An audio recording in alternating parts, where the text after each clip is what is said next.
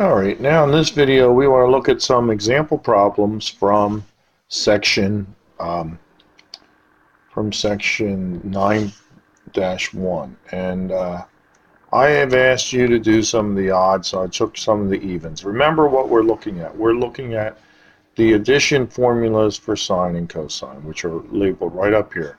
Sine A plus B, sine A minus B, cosine A plus B, cosine A minus B. Now, the first couple, there's really not much for you to do. It's a matter of you recognizing the pattern. Cosine, cosine minus sine, sine, that is the pattern for what? The cosine of A plus B. Recall that the cosine speaks itself. Cosine, opposite sine. So that's the cosine of A plus B. A is 3 pi over 10, and B is pi over 5. So this should be the cosine for 3 pi over 10 plus pi over 5, which of course is what? The cosine for 3 pi plus 2 pi over 10, putting on a common denominator, which is, of course, the cosine of 5 pi over 10, which, of course, is just the cosine of pi over 2, right, by simplifying, which should be what? 0. Yeah, so that should simplify to 0. So again, it's a matter of recognizing cosine, cosine minus sine, sine. Sine, cosine minus cosine, sine. That looks like the pattern. Again, you just need to recognize these patterns of the sine of A minus B, which should be the sine of 110 minus 20, sine of 90, which of course should be 1, right? So that's just recognizing those. Okay, here is seeing what this collapses to, okay? So in essence, this should be, we can look at this from a graphical standpoint because this is basically what? The same thing as the cosine of theta plus 3 pi over 2, which could be viewed as a translation of your cosine graph, right? So if you had your cosine graph and you translated that cosine graph, what? 3 pi over 2, that would be from here backwards, okay? That should turn into the sine graph. So I'm going to predict that this is going to turn into the sine. So let's see if by this new identity that becomes a sine. So let's see. Here we go. It's the cosine of 3 pi over 2 times the cosine of theta. Just remember those identities.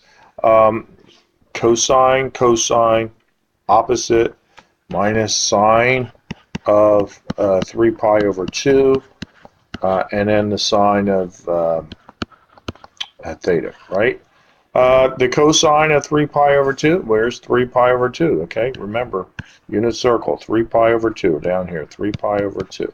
Okay, cosine is the x-coordinate, which is 0. So 0 times anything is 0, okay? Well, the cosine of theta is the cosine of theta. We don't know what it is, but it's times 0. So this whole collective thing becomes 0. Minus the sine of 3 pi over 2 is what? Negative 1 times the sine of theta. So that's minus a minus, that's plus the sine. So it simply collapses to the sine of theta just like we predicted it would. Okay? Here. These formulas have been used to determine other stops along the unit circle, like pi over 12. Now we know pi over 12 is essentially, what, 15 degrees? Now, how you use these? Well, pi over 12 could be viewed as what? And forgive me for going to degrees, but maybe we have to digress a little bit here. So this is, since pi over 12 is equal to 15 degrees, 15 degrees can be gotten by saying 45 minus 30. So in other words, I can say that the sine of pi over 12 is going to be determined, the exact value, as the sine of 45. That's pi over 4 minus the 30 for pi over 6. So here's what I'm going to claim. I'm going to claim that the sine of pi over 12, the exact value, is going to be determined by the sine of pi over 4 minus the pi over 6 values, which according to our new formulas have got to go to what? Sine of pi over 4 cosine of pi over 6 minus cosine of pi over 4 sine of pi over 6. All right? That is the sine A cosine B minus cosine A sine B as our pattern up here. You might have to just go back and check these. I'm double checking myself, but I'm pretty sure that was the pattern. Sine A minus B, sine A cosine B minus cosine A sine B. Okay?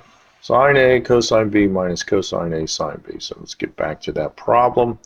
And where is it? Okay, here it is. Sine A cosine B minus cosine A sine. So we just remember our values, our critical values. Root 2 over 2. Cosine is what? Root 3 over 2. Minus root 2 over 2 times 1/2. So this looks like what? Root 6 over 4 minus root 2 over 4.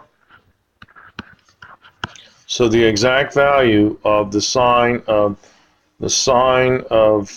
pi over 12, okay? Pi over 12 is going to be what? Root 6 minus root 2 over 4. Root 6 minus root 2 over 4 is going to be the exact value for the sine of pi over 12. You can find a cosine the same way. 105, of course, what is big? 60 plus 45, so I would say the cosine of pi over 3 plus pi over 4. You can expand that using the cosine formula there with the same protocol. Now here's another 126. Evaluate the cosine of alpha minus beta given these conditions. So cosine of alpha minus beta is equal to the cosine of alpha cosine of beta. Cosine speaks its name. Cosine opposite plus sine sine. Sine of alpha and cosine sine of beta, right? Okay, so there we have it. Now we just got to fill in what we have and then find what we don't have, okay? And do the arithmetic there. So the sine of alpha, we do not have the cosine of alpha, so we have to find that. We have the cosine of beta is negative 3/5, okay?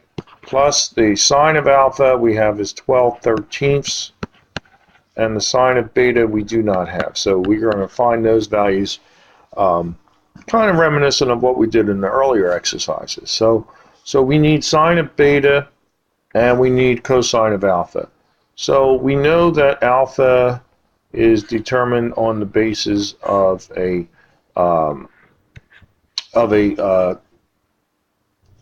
triplet combination up here. Let's go back. Here's alpha. Sine of alpha is 12/13, so that looks like a 5, 12, 13 triangle.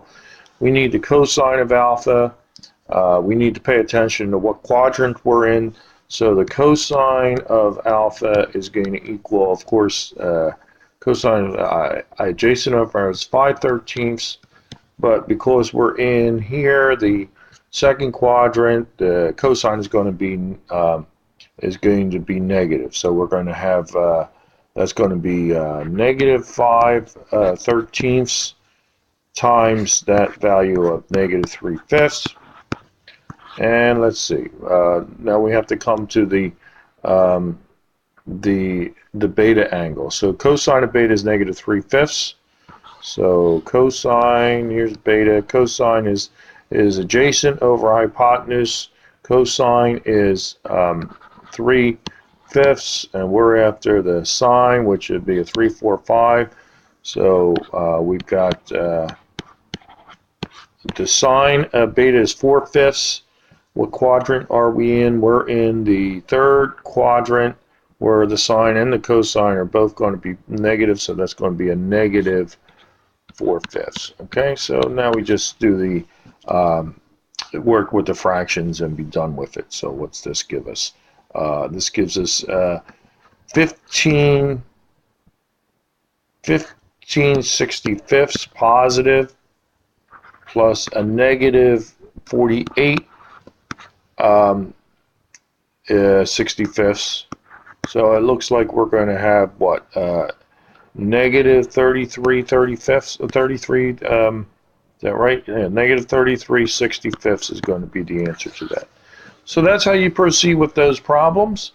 Go through, you have some similar ones to do, and that's the guide for doing them. And again, everything is all based on this, on these addition formulas for sine and cosine. And the derivation of them is in the derivation of them is outlined in your PowerPoint slide, so you can go through that for the derivation. All right, there's plenty of examples sufficient for you to grasp and be able to do the exercises that are assigned. Okay, there you go.